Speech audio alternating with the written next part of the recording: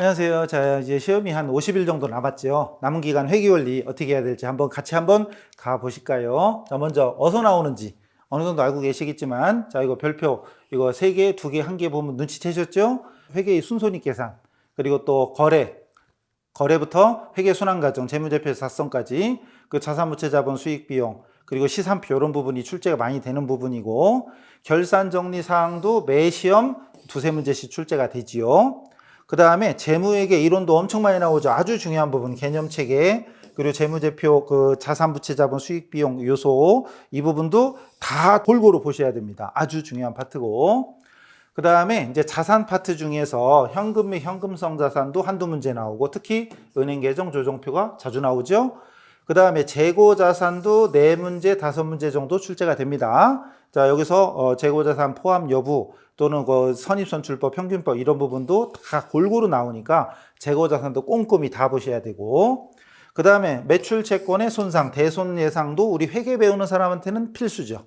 그 다음에 어음 할인, 이것도 잘 나오는 것 중에 하나니까 반드시 정리하시고요. 그 다음 유가증권, 주식이나 채권을 샀을 때 특히 당기손익, 기타 포괄손익, 상각원가 측정 금융자산도 최소한 한두 문제는 고정되어 있습니다. 끝까지 확인하셔요.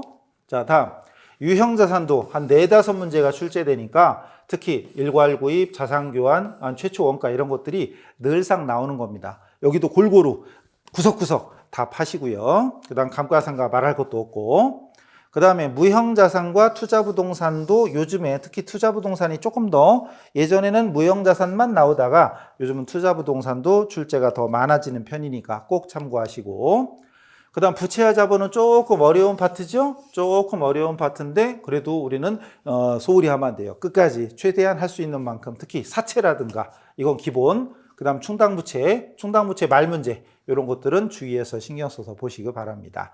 그 다음 수익인식, 고객과의 계약에서 생기는 수익도 요즘 들어, 여기는 뭐 빈도가 2개지만 요즘 들어 계속 나오는 파트라서 그 최대한 할 수 있는 만큼 열심히 하시고, 건설계약은 중요하죠. 자, 그 다음에 현금흐름표도 매 시험 2문제, 특히 영업활동 현금흐름 같은 거는 매 시험이기 때문에 끝까지 붙잡고 계셔야 됩니다.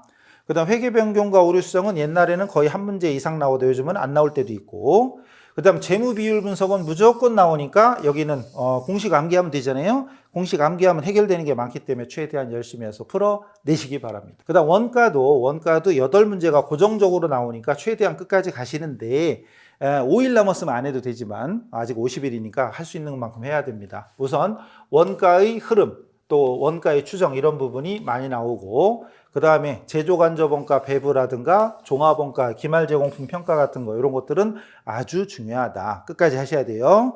그 다음 관리회계 파트에서 CVP라든가 표준원가 같은 것도 거의 매 시험 출제가 되기 때문에 신경 써서 보시고, 의사결정 쪽에서 특별주문 수락 같은 것도 자주 나왔죠. 물론 시험장 가보면 뭐가 나올지 모르지만 통계상으로 볼 때 이런 게 많이 나왔다. 많이 나오는 거 위주로 하시면 되고, 요즘은 예산에게도 계속 나옵니다. 그래서 목표 점수에 따라 공부 방향이 좀 달라질 수 있는데, 기본적으로 최소한 60점 이상을 목표로 해야지요.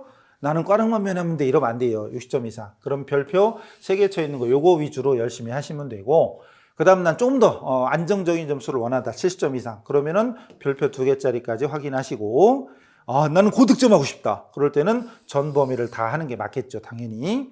이제 남은 기간 계속해서 반복할 수 있으면 더 좋은 거, 강의를 들으면서 하는 거, 기출문제풀이가 등대와 같죠.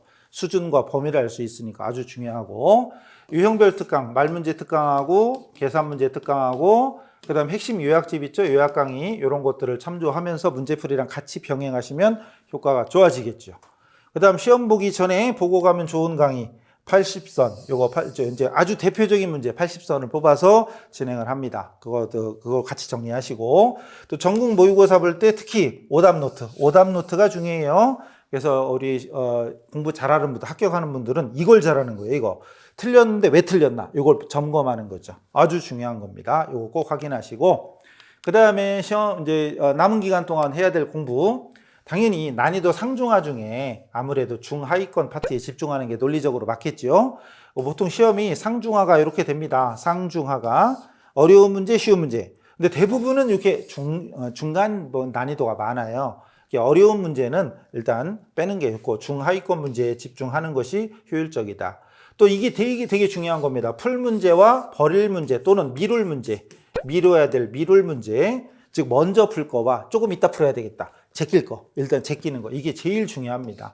이거를 잘하는 사람은 합격을 할 테고 시험장에서 이걸 구분 못하고 그냥 문제 읽기 바쁘면 나중에 시간이 부족해서 문제 못 푸는 불상사가 생깁니다. 아주 중요한 거예요.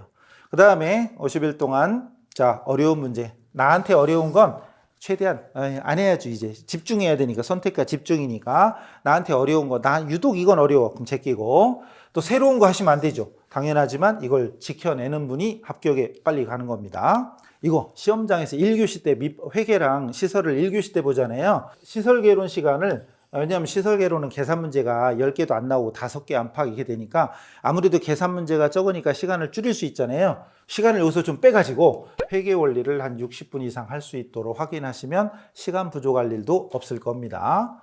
그 다음에 너무나도 당연하지만 말 문제 먼저 풀고 계산 문제를 나중에 풀어야 됩니다. 이 순서.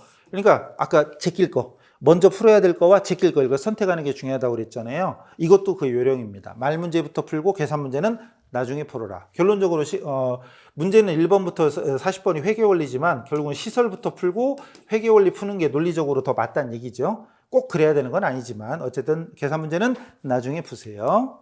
그 다음에 40문제 중에 난이도가 이제 어려운 게 사실 10개까지 안 나옵니다. 보통 한 5개 안팎밖에 안 돼, 솔직히. 그러나 그냥 어려운 게 10개쯤 있다고 치고 10개쯤 어려운 거 일단은 제껴놓고 중하위권 문제 위주로 풀어서 60점 이상 맞추시면 됩니다. 너무나 당연한 것 같지만 이걸 실천하는 사람과 못하는 사람의 차이기 때문에 남은 기간 동안 집중해서 열심히 자신감 있게 하시면 됩니다. 합격까지 가시길 바라고 파이팅 하시기 바랍니다. 수고하셨습니다.